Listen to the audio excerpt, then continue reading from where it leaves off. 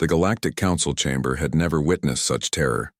Queen Vexaththerra, the Dragon Queen of the Scorched Nebula, stood 3 meters tall with scales that shifted from obsidian to molten gold. Her serpentine tail lashed against the marble floor, leaving deep gouges as she held a small figure against her armored chest.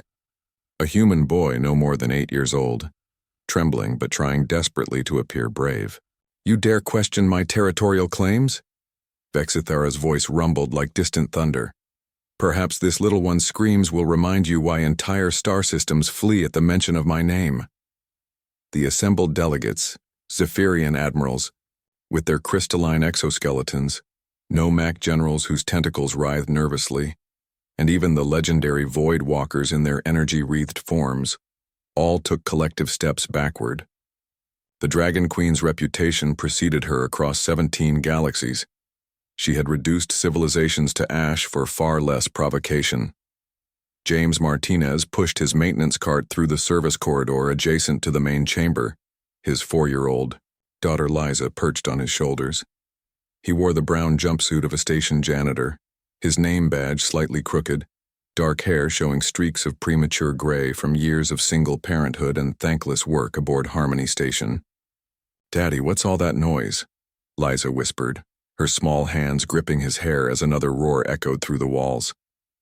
"Just some important people having a discussion, Mija," James said softly, but his steps slowed as he heard something that made his blood freeze, the unmistakable sob of a terrified child. Through the maintenance viewport he could see into the chamber. The Dragon Queen towered over cowering delegates, and in her massive claws was a boy with sandy hair and a Terran school uniform. James recognized him immediately. Tommy Morrison, son of Ambassador Morrison, one of the few diplomats who actually acknowledged the station service staff. "My patience wears thin," Vexaththerra hissed. "Withdraw your mining fleets from my territory, or watch as I demonstrate why dragons feast on the young." The child whimpered, and James felt something primal surge in his chest.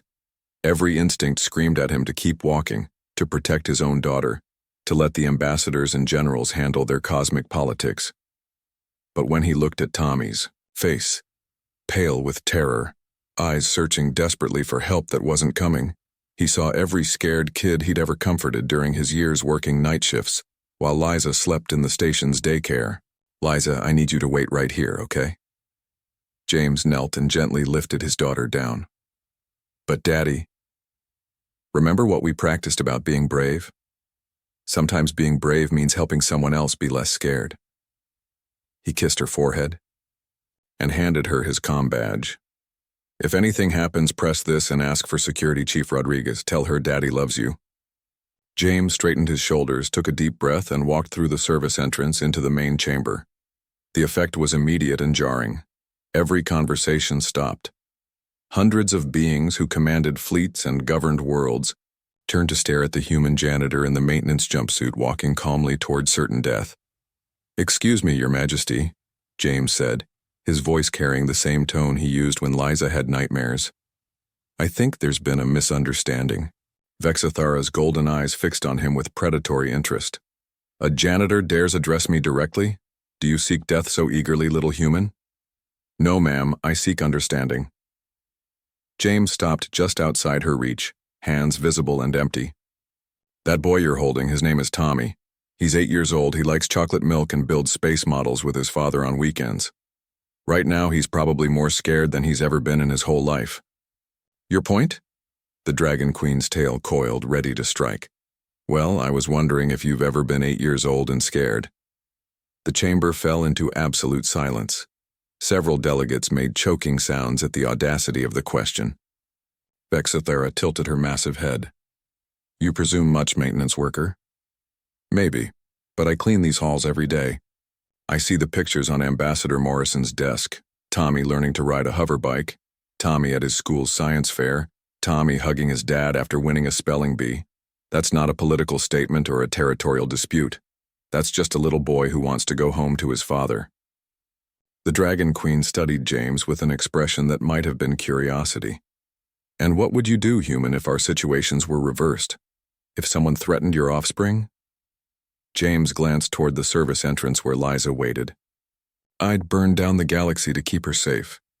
But Tommy isn't your offspring, Your Majesty. He's just caught in the middle of something that has nothing to do with him. For a long moment, Vexaththerra remained motionless. Then, slowly, she lowered Tommy to the ground. The boy immediately ran toward James, who knelt and opened his arms. "There you go, buddy," James whispered, holding the shaking child. "You're safe now." "Why?" Vexaththerra's voice was quieter now, almost contemplative. "Why risk yourself for another's child?" James looked up at her while keeping Tommy close. "Because that's what humans do. We protect children. All children. It's not about politics or territories or who's stronger. It's about making sure kids can sleep safely at night." The Dragon Queen studied him for another long moment, then threw back her head and laughed. A sound like controlled wildfire that somehow contained genuine amusement rather than menace. "Remarkable," she said. "A species that values compassion over self-preservation. Perhaps there is wisdom in your approach, James Martinez." James blinked in surprise that she knew his name. "I know all who serve aboard this station," Vexaththerra continued, "and I know that you work 3 shifts to provide for your daughter, that you volunteer at the Children's Center, and that you once gave your lunch credits to a Rigelian family whose ship was impounded." She turned to address the stunned assembly. "If humans are willing to die for children who are not their own, perhaps they deserve the mining rights they seek. Consider this a lesson in the value of courage over protocol." As she prepared to leave, Vexaththerra paused beside James. "Your daughter watches from the corridor. She should be proud of her father's bravery." "She's my whole world, Your Majesty." "As it should be." The Dragon Queen's expression softened almost imperceptibly. "Take care, James Martinez. The galaxy needs more like you." As Vexaththerra departed and chaos erupted among the delegates, James simply held Tommy close and called for Liza to join them. Sometimes, he reflected, being human wasn't about having the biggest weapons or the most advanced technology. Sometimes, it was just about refusing to let children cry alone in the dark.